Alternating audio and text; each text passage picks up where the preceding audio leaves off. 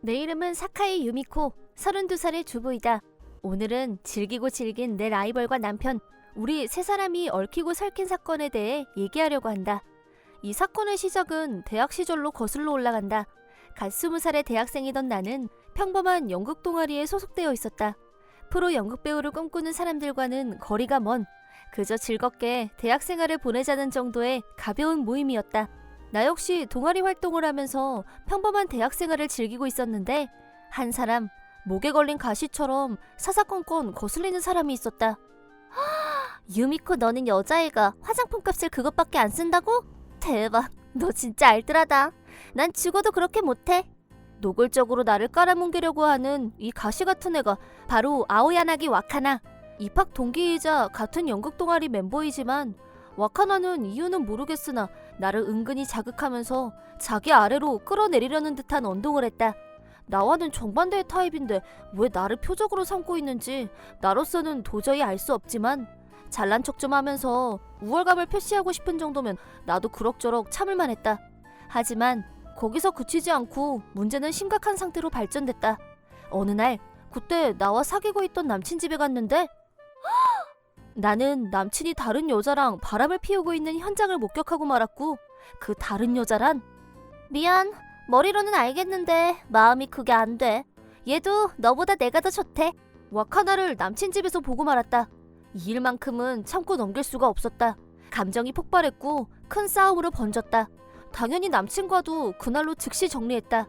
와카나와는 계속 부딪히면서 많은 말을 했지만 우리 사이의 간극은 좁혀지지 않았다. 결국 마지막까지 사이가 벌어진 채로 졸업을 맞이하고 헤어졌다. 이제 다시는 볼 일이 없을 거라고 생각하면서 내가 27이 되던 해, 그때 나는 모니로브 상사에서 근무하고 있었다. 직장에 다닐 때 나는 커리어를 더 쌓고 싶었고, 따라서 결혼보다는 일이 나의 주된 관심사였고 모든 시간과 열정을 일에 쏟아붓고 있었다. 실적도 좋았고 인정도 받으면서 시간 가는 줄 모르고 일하는 재미에 빠져 지냈는데, 그런 내 앞에 한 번도 기대해본 적 없는 만남이 오늘부터 같이 일하게 된 아오야나기 씨입니다. 앞으로 잘 부탁드립니다. 파견 사원으로 와카나가 회사에 온 것이다. 이건 대체 무슨 운명의 장난인지. 그럼 아오야나기 씨 교육 좀 부탁할게. 제가요? 하필이면 내가 교육 담당으로 지목됐다. 당연히 와카나도 나를 알아봤다. 우리는 서로 껄끄러운 분위기 속에서 하루 종일 같이 있어야 됐다. 오래간만이다. 이렇게 다시 보게 될 줄은 몰랐네. 그러게, 이런 우연도 있네. 오늘 나 때문에 불편했다면 미안해. 솔직히 어떤 표정을 지어야 할지 나도 잘 판단이 안 돼서. 그거야 뭐 그럴만하지. 솔직히 나도 불편한 건 마찬가지였으니까. 어쩔 수 없이 또 생각이 나네. 우리 그러고 서로 말도 안 했으니까. 너 아직도 화 안 풀린 거니?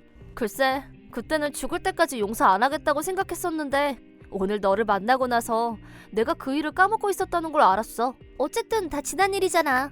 그럼 지난 일은 지나간 걸로 치고 이제부터 같은 직장 동료로 잘 지냈으면 좋겠다. 너도 같은 생각이지? 그래, 그러자. 그럼 내일 보자.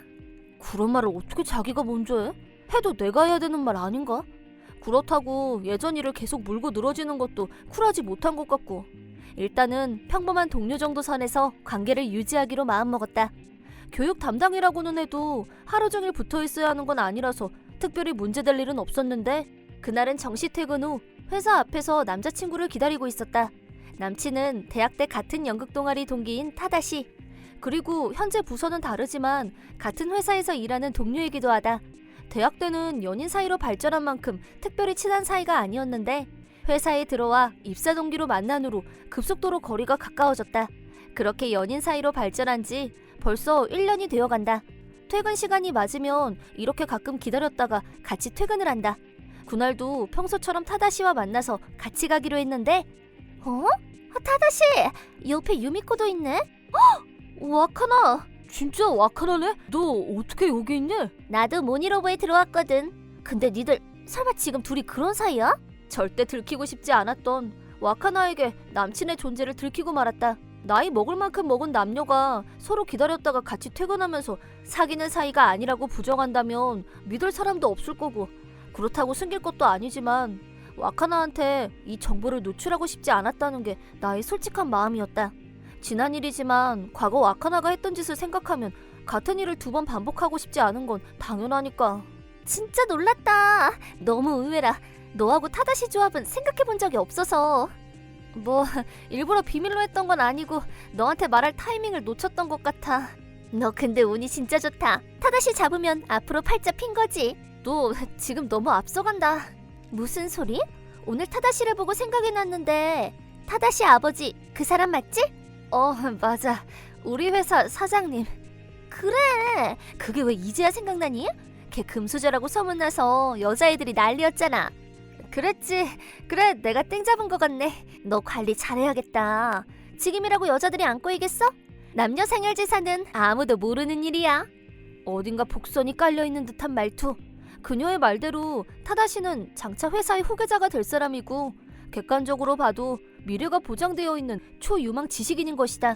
타다시를 둘러싼 무언의 경쟁은 지금도 격렬했고 그래서 더더욱 와카나한테만큼은 알리고 싶지 않았다. 타다시한테 고백을 받았을 때 내가 너를 배신하는 일 따위는 절대 없을 거라고 약속할 수 있어. 날 믿어도 돼. 나는 그런 타다시를 믿고 있었다. 하지만 그래도 어쩔 수 없이 내 머릿속을 어지럽히는 건 예전 지저분했던 진흙탕 싸움의 기억이다. 복도에서 타다시와 아카나가 대화를 하는 장면만 봐도 설마 혹시 하며 가슴 철렁하는 기분이 드는 건 이성으로도 막아지지가 않았다. 그리고 다음날 점심을 먹으러 가다가 또다시 타다시와 와카나가 복도에서 얘기하는 걸 목격했다. 근데 나 진짜 깜놀했어. 와카나 너는 어떻게 대학 때랑 미모가 하나도 달라진 게 없냐? 너 완전 동안이야. 무슨, 나도 이제 나이 든 티나. 그보다 너는 예전보다 훨씬 댄디해 보이고 더 멋있어진 것 같아. 그런 대화를 나누는 걸 목격하고 말았다. 두 사람의 사이를 비집고 들어갈까도 했는데 그건 그거대로 속이 뻔히 보이고 타다시 입장에서는 속박당하는 걸로 느낄 수도 있으니까 그냥 모른 척하기로 했다. 그 후로도 와카나는 타다시를 향해 애교 부리고 작업 거는 걸로 보이는 장면이 자주 내 눈에 띄었다. 같은 회사에서 일하다 보면 서로 말도 섞을 수 있는 걸 가지고 자꾸 지적하기도 치사하고 그렇다고 그냥 있자니 또 불안하고 어떻게 해야 현명한 대처가 될지 방법이 떠오르지 않았다. 하지만 이번만큼은 내가 가만히 있어도 내가 딱 원하는 대로 만사가 해결됐다. 너 말이야, 뭐라고 한 거야? 사람이 그러면 안 되는 거 아니야? 뭐? 너 뭐랬니? 모른 척하겠다. 네가 뒤에서 조정한 거 누가 모를 줄 알아? 머리 꼬리 자르지 말고 차근차근 알아듣게 말해. 같은 부서 여자들이 나 왕따 시키고 있는 거 몰라? 왕따? 어떻게 해야 하는데? 하루 종일 데이터 정리니 뭐니 잡일만 계속 시키고. 그야 필요한 일이니까 그렇지. 선배들이 너무 위압적이잖아. 그런가? 이거 처음부터 끝까지 다 네가 시킨 거 맞지? 너 나한테 타다시 뺏길까봐 이러는 거 같은데 그래도 이건 아니지. 잠깐, 너 지금 타다시한테 작업 중이라고 자백한 거냐? 네가 믿거나 말거나인데 왕따니 뭐니 나 그런 거 관여한 적 없어. 와카나가 왕따를 당한다며 항의를 해왔지만 나는 전혀 아는 바가 없었다. 생각해보면 와카나는 대학 때도 여자들 사이에서 인기가 별로 없었다. 그때는 와카나를 떠받드는 남자애들이 많이 있었지만 지금 우리가 소속되어 있는 부서는 여자가 압도적으로 많고 남자는 부장님을 포함해 소수이고 나머지는 모두 여사원들로 구성되어 있었다. 그러다 보니 이런 뒷전이고 사장 아들한테 정신이 팔려있는 여자를 같은 여자들이 그냥 보고 넘길 리가 없었다. 하나 더 덧붙이자면 나는 우리 부서 여사원들 사이에서 제법 평판이 좋은 편이었다. 내 입으로 말하긴 쑥스럽지만 후배들이 잘 따르는 편이라고 생각한다. 타다시와 연인 사이라는 건 내가 먼저 말하고 다닌 적은 없지만 모두가 다 아는 비밀로 사내에서 모르는 사람은 별로 없었다. 동료들은 종종 나한테 언제까지 그렇게 일만 하면서 남친 기다리게 할 거야? 타다시 씨 목 빠지겠다. 왜 결혼 안 하느냐고 은근히 부담을 주는 분위기이다. 따라서 공인된 우리 사이를 갈라놓으려고 하는 와카나의 뻔뻔함에 짜증이 난 여사원들이 많았을 거란 생각도 든다. 그런 이유들 때문에 와카나는 부서 내에서 완전히 미운 털이 박혔지만 따지고 보면 다 본인이 자초한 결과라고 할 수 있다. 적당히 잘 지내면 큰 문제될 게 없었던 대학 동아리 모임 인간관계와는 달리 사회인, 그것도 같은 회사 동료들끼리 지켜야 하는 인간관계의 룰은 그렇지 않다. 눈에 거슬리는 존재, 함량 미달로 판단되면 철저히 배제되는 것이 사회의 룰이자 냉엄한 사회적 생리이기도 하다. 그리고 내가 부탁했던 자료 아직도 안 됐어? 대체 일을 어떻게 하면 이 모양 이 꼴이야? 선배한테는 정신이 번쩍 나게 혼나고 저기 나 좀 도와줘. 지금 급해서 그래. 미안, 나도 지금 할 일이 많아서. 동기나 후배들한테서 대접받지 못하고 자연스럽게 회사에서 설 자리를 잃어갔다. 언뜻 들으면 불쌍한 피해자로 보일 수도 있겠지만 절대 그런 건 아니었다. 적당히 시간만 때우고 있는 사원을 엄하게 교육시키고 있는 것뿐이었다. 냉정하게 판단해도 여사원들이 와카나에게 했던 말들은 모두 적절한 지적이었다고 생각한다. 여사원들이 와카나에 대해 불만이 많고 잔뜩 나를 세우고 있는 걸 남자 사원들도 알기 때문에 선뜻 나서서 와카나를 감싸지 못했다. 솔직히 자기가 열심히 일만 했어도 일어나지 않았을 일이다. 요새 회사에서 나하고 말하려는 사람이 없어. 대체 내가 뭘 그렇게 잘못했어? 회사에서 아무것도 안 하는 게 문제지. 월급을 받을 거면 일을 해야지. 너 말이 좀 심하다. 다 네가 벌인 짓이잖아. 내가 뭘 어쨌는데? 생사람 잡지 마. 난 네가 공사 구분을 못해서 이렇게 된 것 같은데? 이제 사회인인데 대학 때랑은 다르지. 주변을 좀 보면서 제대로 처신하면 될 일이야. 너 두고 봐. 나 이대로는 못 참아. 네 눈에서도 피눈물 나게 해줄 테니까. 너 지금 이거 완전 어이상실의 적반하장이야. 네가 뭐라고 너만 잘 나가는데? 저기 말인데. 좋아. 회사에서 사라져 줄게. 근데 이걸로 끝이라고 생각하지 마. 나에 대한 원망을 쏟아내고는 정말 회사를 나가버렸다. 라인에서 선전포고했던 것처럼 다음날 정말 회사에 나오지 않았다. 결과적으로 인수인계도 하던 일도 마무리하지 않고 갑자기 퇴사했지만 다른 사원들의 입장에서는 자기들이 하는 게 더 빠르고 별로 타격이 될 일도 없었다. 와카나가 회사를 나갔다고 해서 솔직히 복수라고 할 어떤 피해도 받지 않은 것이다. 떠도는 소문에 의하면 와카나는 고향으로 돌아갔다고도 하고 내 기억엔 본가가 우리가 다녔던 대학 근처라고 들었던 것 같고 이랬건 저랬건 걱정했던 것과는 달리 별다른 트러블 없이 악연을 끊어냈다고 내심 안도하고 있었다. 그로부터 5년 후 32살이 되던 해에 나와 타다시는 결혼식을 올렸다. 내가 다른 회사로 옮겼지만 남편의 이해와 지지를 받으며 여전히 커리어 우먼으로 열심히 일하고 있다. 사회 초년부터 노력한 덕분인지 승진도 하고 회사 생활은 순조로웠다. 그리고 대망의 2세도 탄생했다. 이렇게 우리 세 식구는 별탈 없이 평온한 생활을 보내고 있었다. 그러던 어느 날 유미코, 오랜만이다. 잘 지냈어? 나나코? 이게 얼마만이니? 우리 대학 졸업식 이후로 처음 아니야? 그러니까 뭐가 바쁘다고 10년 동안 연락도 못하고 살았다야. 난 잘 살았는데 넌 어때? 나도 뭐. 근데 우리 이러지 말고 실은 우리 연극 동아리 멤버들 오랜만에 동창회 하자고 연락이 왔거든. 너무 좋지. 그래서 그때 멤버들한테 다 연락해서 다들 어떻게 사는지 얼굴이나 보자고. 가고 싶긴 한데 회사 일이 바빠서. 정 안 되면 할 수 없는데 그래도 꼭 와라. 그래, 시간 좀 다시 따져보고. 그럼 출석 여부는 이달 말까지 부탁해. 대학 동아리 친구에게서 동창회 연락을 받고 가고 싶은 마음도 있었지만 어딘가 꺼려지기도 하고. 우선 무엇보다 일이 바빠서 시간 내기가 힘든 것도 있지만 역시 뭐니 해도 묵직한 걸림돌은 와카나. 5년이나 지났지만 그때 일은 지금도 가끔 생각나곤 한다. 어렵게 얻게 된 평온한 생활이 다시 그녀로 인해 균열이 생기는 건 절대 참을 수 없는 일이다. 고민한 결과 이번 동창회는 불참하기로 결정했다. 남편도 마찬가지로 같은 연락을 받았는데 아무래도 참석하려고 하는 것 같았다. 미안, 나 아무래도 회사 일이 너무 많아서 이번에 못 갈 것 같아. 모처럼 모이는 건데 나도 많이 아쉬워. 그래, 이해하는데 사실 내 생각에는 너 이번에 오는 게 좋을 것 같아. 왜? 너 와카나 기억나지? 그럼 회사도 잠깐 같이 다녔었어. 나도 들었어. 그때 일로 너한테 엄청 쌓인 게 많더라고. 얼마 전에 우연히 만났는데 그 얘기를 하더라고.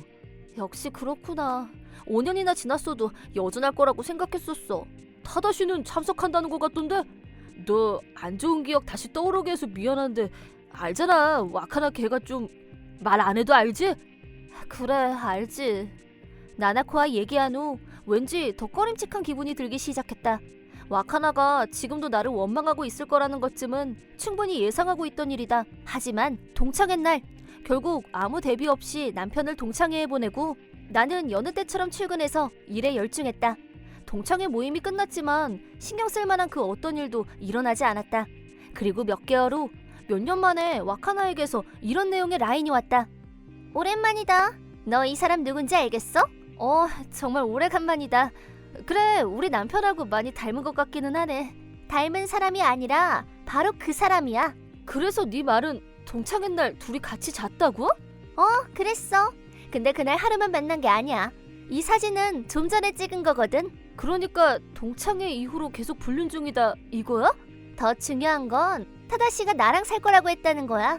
아, 그랬구나. 난 농담하는 거 아니야. 이혼 서류도 다 작성했고 이제 너한테 넘기는 일만 남았다고 했어. 기분이 어때? 비참하지? 잘난 척하고 까보니까 네가 이런 꼴을 당하는 거야. 동창회에서 다시 만난 것을 계기로 타다시와 불륜 관계를 맺어왔다고 주장하는 와카나. 그리고 개선 장군이라도 된 듯한 태도. 나는 전율했다. 내 예상을 훨씬 뛰어넘어 저절로 굴러들어온 절호의 찬스 앞에 속으로 환호성을 질렀다. 약 1년 전으로 거슬러 올라가 내가 딸아이를 임신하고 육아휴직을 하고 있을 때였다. 그날 남편은 어쩐 일로 대낮에 퇴근해서 집으로 왔다. 왔어? 왜 이렇게 일찍이야? 어디 아픈 데라도 있어? 갑자기 몸이 안 좋아서 조퇴를 하고 집으로 온 줄 알았는데 나 사표냈어. 아버지하고도 연 끊기로 했어. 남편은 무슨 큰 결심이라도 한 듯이 선언했다. 처음엔 그냥 한번 하는 말인 줄 알았는데 불행하게도 그냥 하는 말이 아니었다. 정말로 회사를 때려치우고 시아버지로부터 내 눈에 흙이 들어가도 용서 못한다는 말을 듣고 집으로 왔다는 것이다. 일단 무슨 일이 있었는지 사정을 들어보니 사실 나는 줄곧 연기를 하고 있었어. 더 이상 나 자신을 속이면서 이렇게 살 수는 없어 라고. 어떻게 해서든 남편 마음을 돌려보고 싶었는데 전혀 내 말을 듣지 않았다. 게다가 나도 복직을 못하고 그대로 퇴직을 하게 되고 말았다.